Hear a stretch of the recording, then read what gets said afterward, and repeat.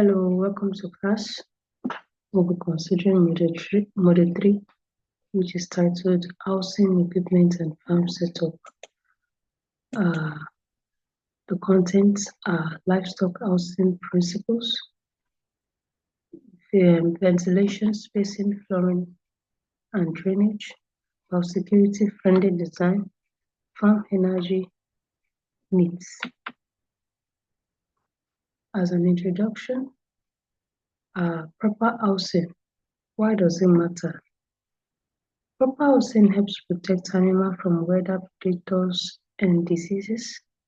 It creates a comfortable environment for optimal productivity. Also, it supports biosecurity, waste management, and labor efficiency. It also gives a long-term investment that reduces mortality and operational cost.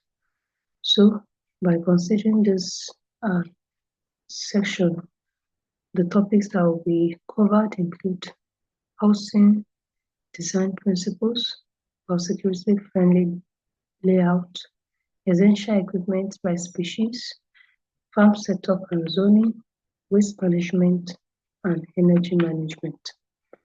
Livestock housing principle. There are 4 key design principles that need to be considered. Number 1 is ventilation. Ventilation, we have the natural ventilation and the mechanical. The natural is when there is open-sided, ridged vents, and proper orientation of the housing of the animal. This allows the free flow of natural air into the house of the animal. Then the mechanical. This involves the use of fans, tunnel system, evaporative cooling in the housing or cage of animals. The goal of ventilation is to provide fresh air without drought. Another key design principle is spacing and stocking density. This helps prevent overcrowding, stress, and diseases. Spacing talks about the distance between animals, while stocking talks about the quantity of animal per maybe cage or house. So example is that for broiler, there is 0.1 meter square per bed. For spacing, then for goats, 1.5 to 2 meter square per adult goat. Another principle is flooring. Flooring also is essential, and there are different types of flooring: the concrete, the deep litter flooring, then the slated floors, and also the wire mesh floors for cage. That is for poultry cage. Another principle is drainage.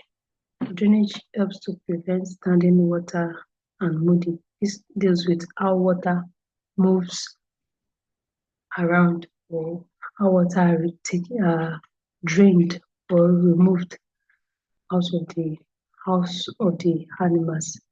And slope floor is about 1 to 2%. So you can use gutter or elevate buildings. Biosecurity-friendly farm design. The perimeter security. This is about fencing, controlled gates, and using of foot tips. Also, single entry points. This helps to monitor the visitors and vehicles. Zoning. Zoning is also a form of biosecurity, and there are types. We have the public zones, and that's the office or parking, and also the production zone. This is the housing and the feeding section. Also, there is the clean versus dirty areas. So when you zone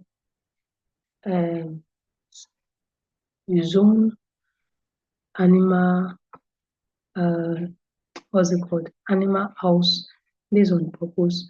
This is a means of ensuring security, biosecurity. Also, there is a design which is known as all house system. This is a batch management, breaks disease cycles. So it helps in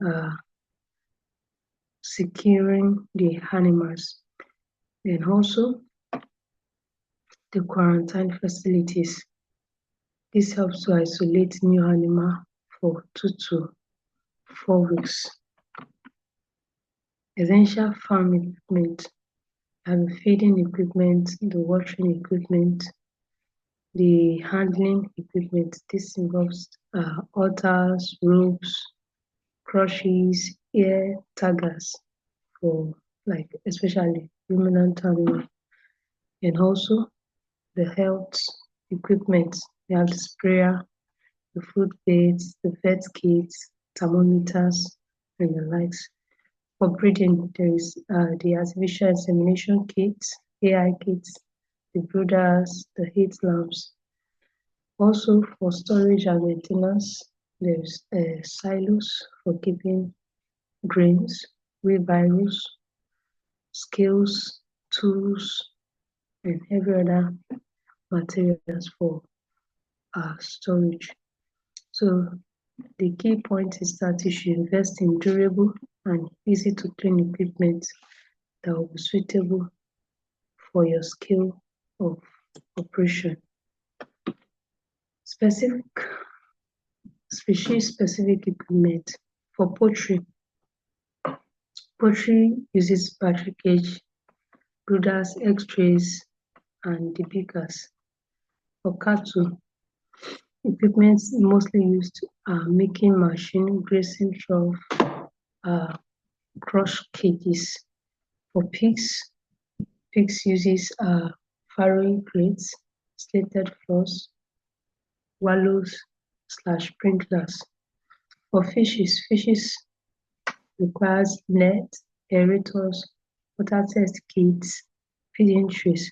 So each animal has a specific instrument or equipment suitable for their rearing. So the key point is that you should match equipment to species need and production system. Planning your farm layout. Number one consideration is the location of the farm. It has to be accessible, well drained, and away from residences. It has to comply with regulations and has clean water source. For housing design, north to south orientation for proper airflow is okay. Then durable materials, proper roofing, and adequate spacing should be ensured. And also for the farming zone or farm zones, the housing units should be considered, the feed storage and meal zone should be considered, water system should be considered, quarantine area should be considered, waste management means or methods should be considered, while office and work area should also be considered. So feeding and water system setup. Feeding system, for effective feeding, you need to place the feeders or trough for easy access. Also, you need to store the feed near pens in rodent-proof containers. This helps to reduce stress and also minimize spoilage. Also, you need to use automated lines for large-scale production for easy access. Then for water system, water is the most critical nutrient, and you need not to compromise on the quality or the access of animals to this water. So you have to ensure constant supply of water. You can use bowls, tanks, pipelines to help in ensuring this, and also use nipple drinker, bowls, and troughs Also, regular cleaning should be done to prevent algae and disease occurrences. Waste management and environmental care. How do you handle manure? Livestock production entails the release of manure, that is the waste from animal. So a key point in handling is collection pit, then compost zones, slurry tanks. So regular removal is essential to prevent odor and flies. So need to ensure this. Then drainage, channels, slopes, gutters are required to ensure well drainage, that is direct runoff from the uh, farming area. Also, value adding options. Biogas digester for renewable energy are essential, and compost production for organic fertilizer, recycled water for irrigation, as that is applicable in fish farming. Good waste management produces better hygiene and extra income. So if you can manage waste effectively to even generate uh, higher income for you as a farmer. Biosecurity in daily operation. Biosecurity is a daily habit that needs to be ensured. It's not just a one-time setup. It's not a weekly setup. It's not a monthly setup. It's a daily habit. So routine practice to keep your farm safe include you need to control the entry into your farm. You can use foot baits, hand washing, visitors log, and the likes. Also, you need to ensure cleanliness. Regular disinfection of equipment and housings are essential. Also, monitor health. Can isolate sick animals immediately to prevent the spread. Then, pest control. You need to manage rodents, insects, and wild birds. Also, record keeping. This helps to track movement, treatment, and mortality of animal. What do you need to record? You can record the feeding types, amount, and cost, the breeding dates, the mating, the birds and yields, the health, that is vaccination given, treatment given, disease outbreaks, and the likes. Then production can record the growth rates, the egg or milk yield, mortality, and also financial record are essential. This entails sales, expenses, profits, or loss. The benefit is when you keep record, it helps in informed decision. It helps to inform your decision. It helps in early detection of problem. It improves profitability and compliance. It helps in compliance and planning. Good housing plus equipment and layout helps in productivity and healthy livestock. Biosecurity prevents loss. Waste management adds value. So keep recording and keep practicing using the best, the suitable equipment, and you will have a great return.